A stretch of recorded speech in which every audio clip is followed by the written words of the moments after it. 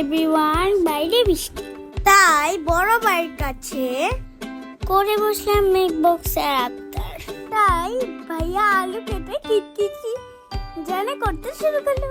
ডিম ভাঙলো, আটা মটা দিল, তারপর মাখাইতেই থাকলো। গরম তেলের উপর ম্যারিনেট করা ছোট ছোট মাংস পাশে দিয়ে নাড়াচাড়া করলো, করতেই থাকলো। রাইসা আপুর রেসিপিতে আম্মু মেয়োনিজ বানালো। পটেটো ভাজা শেষে ভাইয়া মিক্সিং করতে চলে গেল। একটু চিজ গ্রেট করলো, পটেটো দিল, টমেটো সস দিল, একটু মেয়োনিজ দিল।